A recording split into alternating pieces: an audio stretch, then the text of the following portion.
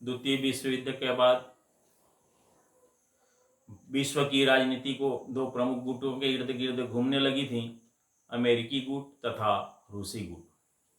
भारत ने स्वतंत्रता के बाद भी दूसरे विकल्प को अपनाया तथा गुट निरपेक्ष आंदोलन के निर्माण तथा विकास में महत्वपूर्ण भूमिका निभाई। गुट निरपेक्षता का हम अर्थ देखेंगे। इसका जो अभिप्राय है, किसी भी महाशक्ति के प्रभाव या नियंत्रण में न रहकर अंतर्राष्ट्रीय प्रश्न का निर्णय गुण दोषों के आधार पर करना है। गुट निरपेक्षता कोई निष्क्रिय सिद्धांत नहीं है। चुप्पी साध कर बैठ जाने को गुट निरपेक्षता नहीं कहते। गुट निरपेक्ष रहते हुए भी एक देश अंतर्राष्ट्रीय मंच पर एक सक्रिय भूमिका निभा सकता है, जैसा कि भारत ने किया है। पंडित जवाहरलाल नेहरू के अनुसार गुट निरपेक्षता का अर्थ नकारात्मक या तटस्थ नीति का अनुसरण करना नहीं है। यह एक सकारात्मक नीति है, अर्थात भारत उन सब बातों का समर्थन करेगा जिन्हें वह उचित समझता है और उन सब बातों का विरोध करेगा जिन्हें वह अनुचित समझता है। परंतु मूलतः हम ऐसे गठबंधनों से दूर रहेंगे जो हमें संघर्ष की ओर ले जाते हैं। श्रीमती इंदिरा गांधी ने कहा था कि गुट निरपेक्ष आंदोलन एक सतत प्रक्रिया है। वह शांति, स्वतंत्रता और न्याय के सिद्धांतों पर टिके विश्व को उसकी विविधता पहचानने का आंदोलन है। यह न तो अस्पष्ट और न ही संदिग्ध, यह न तो नकारात्मक है न ही तटस्थ। गुट निरपेक्ष आंदोलन राष्ट्रीय स्वतंत्रता का दूसरा नाम है।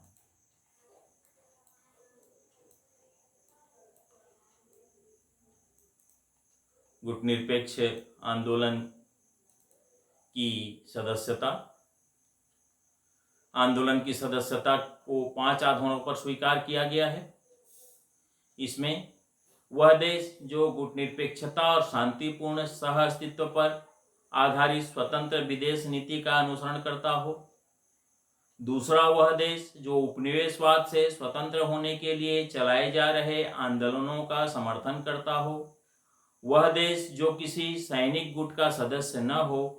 वह देश जिसने किसी बड़ी ताकत के साथ द्विपक्षीय समझौता न किया हो। वह देश जिसने किसी बड़ी शक्ति को अपने क्षेत्र में सैनिक अड्डा बनाने की अनुमति न दी हो।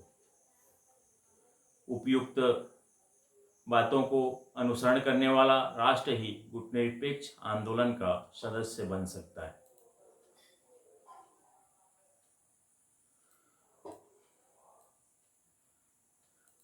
भारत के द्वारा गुट निरपेक्षता की नीति को अपनाने का जो प्रमुख लक्ष्य और कारण रहा है, उसका हम अध्ययन करेंगे।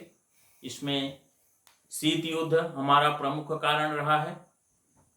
दोनों पक्षों में द्वितीय विश्व युद्ध के पश्चात अमेरिका, सोवियत संघ, महाशक्ति जो थे, उनमें गंभीर मतभेद प्रकट हुए। तीव्र तनाव बढ़ा। वैमनस्य और मतभेदों की इतनी विषमता स्थिति उत्पन्न हो गई, परस्पर एक दूसरे के विरुद्ध कटु वांग बाणों आरोपों की वर्षा करने लगे।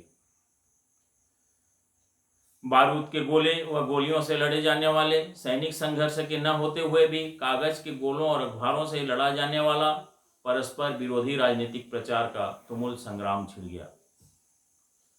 शीत युद्ध के इस वातावरण में 9 स्वतंत्र राष्ट्रों ने किसी भी पक्ष का समर्थन न करके पृथक निर्णय रहने का जो निर्णय लिया, शीत युद्ध से पृथक रहने की नीति के ही आगे चलकर गुट निरपेक्षता के नाम से जानी जाने लगी। विश्व शांति की इच्छा। जिस समय भारत स्वतंत्र हुआ, संसार 2 गुटों में बटा हुआ था। उस समय दूसरे विश्व युद्ध के पश्चात एंग्लो अमेरिकन ब्लॉक तथा रूसी ब्लॉक में बहुत तनाव था। उनमें शीत युद्ध अथवा आरोप प्रत्यारोप चल रहा था। भारत इस तनाव को बढ़ाना नहीं चाहता था, अपितु यह चाहता था कि दोनों गुटों में मित्रता का वातावरण बने रहे। भारत ऐसे किसी गुट में शामिल होना नहीं चाहता। 3 अक्टूबर 1960 संयुक्त राष्ट्र संघ के महासभा में अपने संबोधन पर पंडित जवाहरलाल नेहरू ने कहा था, शांति के बिना हमारे सभी स्वप्न मिट्टी में मिल जाते हैं। अतः हमें संसार से युद्ध को, युद्ध के खतरों को और युद्ध के कारण को मिटाना होगा। बहुत पहले भारत के एक महान पुत्र महात्मा बुद्ध ने कहा था, सच्ची विजय वही है जिसमें सब समान रूप से विजयी हों और किसी की भी पराजय न हो।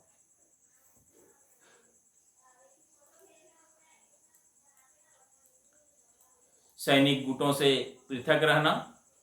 1945 के पश्चात संसार में 2 गुटों का उदय और 1945 से 50 की कालावधि में एशिया अफ्रीका के अनेक राष्ट्र स्वतंत्र हुए।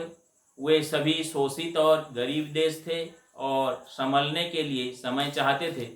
किसी भी गुट की राजनीति में मिल जाने पर ये ऐसे चक्रव्यूह में फंस जाते कि उन्हें अपनी समस्याओं को सुलझाने का अवसर न मिल पाता और ये सदैव के लिए दब कर रह जाते। मनोवैज्ञानिक विवशता।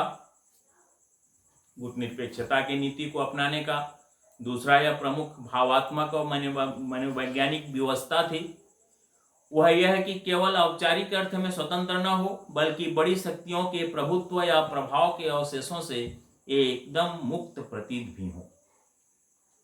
हमारी जो भौगोलिक स्थिति है, पंडित नेहरू के अनुसार भौगोलिक दृष्टि से तथा अन्य दृष्टिकोणों से भारत की अनदेखी की स्थिति अनोखी स्थिति है। भारत दक्षिण पूर्वी एशिया में संबंधित है, यह दक्षिण एशिया से संबंधित है, यह पश्चिम एशिया से संबंधित है। यह आप पर निर्भर करता है आप किस दृष्टिकोण से देखें, परंतु भारत इन सब के बीच में स्थित है। भारत एशिया के चित्र में बीच में है। सारे अंतर्राष्ट्रीय मार्ग या इन देशों में जाने वाले मार्ग भारत से होकर गुजरते हैं। स्वतंत्र विदेश नीति के संचालन की अभिलाषा। नवोदित एशिया अफ्रीका के राष्ट्र गुट निरपेक्षता की नीति के माध्यम से अपने को स्वतंत्र शक्ति के रूप में स्थापित करना चाहते थे। गुट निरपेक्षता की विदेश नीति के फलस्वरूप आज ये किसी बड़ी शक्ति के उपग्रह मात्र की स्थिति में नहीं है और न दूसरों के संकेत पर नाचने के लिए बाध्य हैं। आर्थिक कारक। एक अन्य आधार आर्थिक है हमारी गुट निरपेक्षता का। सभी गुट निरपेक्ष देश आर्थिक दृष्टि से पिछड़े हुए थे और अब भी हैं। रहन सहन का स्तर नीचा था, अतः उनकी विदेश नीति का एक प्रमुख ध्येय स्वभावतः त्वरित आर्थिक विकास को बढ़ावा देना था, परंतु इसके लिए न तो उनके पास पूंजी था न तकनीकी कौशल था।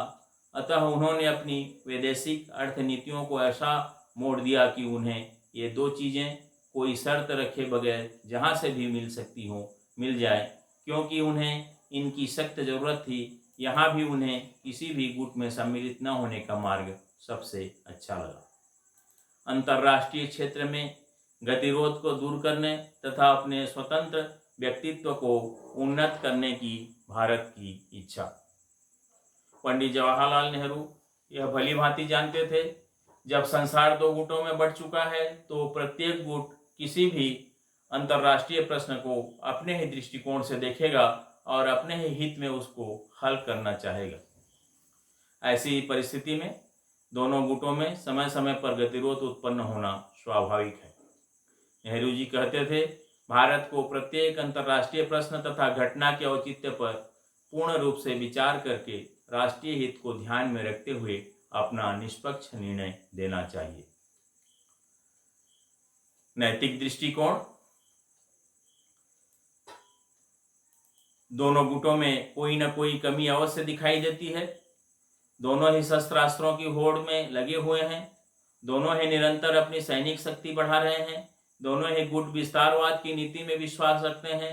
कई वर्ष पूर्व रूस ने हंगरी, चेकोस्लोवाकिया और कुछ वर्ष पूर्व पोलैंड में सैनिक हस्तक्षेप किया और अपनी कठपुतली सरकारें वहां पर स्थापित की। इसी तरह संयुक्त राज्य अमेरिका ने कोरिया, वियतनाम और लाओस में अपनी सेनाएं साम्यवादी सेनाओं का मुकाबला करने के लिए भेजी। संयुक्त राज्य अमेरिका, इंग्लैंड, फ्रांस ने जहां अपने प्रभाव का मध्य पूर्व व पश्चिमी एशिया में विस्तार करने के लिए इजराइल को प्रोत्साहन दिया, वहां रूस ने उस क्षेत्र में अपने प्रभाव का विस्तार करने के लिए मिस्र को हर तरह की सैनिक तथा असैनिक सहायता दी। यही कारण है इजराइल का मिस्र तथा उसके सहायक अरब देशों से कई बार युद्ध हो चुका है। सन 1948 1956, 1967 इस तरह के युद्ध हो चुके हैं।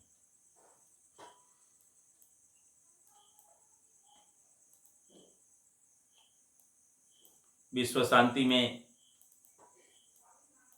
और विश्व राजनीति में गुटनिरपेक्ष आंदोलन की जो महत्व रहा है, जो सफलता रही है, जो उपलब्धियां रही हैं, उसका हम संक्षिप्त अध्ययन करेंगे। विश्व शांति के क्षेत्र में संयुक्त राष्ट्र का भरपूर सहयोग किया गया। दोनों महाशक्तियों के बीच चल रहे शीत युद्ध को समाप्त करने में सहयोग दिया। अंतर्राष्ट्रीय जगत में तृतीय शक्ति के रूप में गुटनिरपेक्ष देश उभरा। इससे तृतीय विश्व युद्ध का खतरा टला। निःशस्त्रीकरण क्षेत्र में गुटनिरपेक्ष देशों ने महत्वपूर्ण भूमिका का निर्वाह किया। अविकसित राष्ट्रों के मध्य आर्थिक सहयोग एवं विकास में गुटनिरपेक्ष राष्ट्रों का महत्वपूर्ण योगदान रहा। नवोदित राष्ट्रों को महाशक्तियों के जाल से बचाकर स्वतंत्र विकास का अवसर प्रदान किया।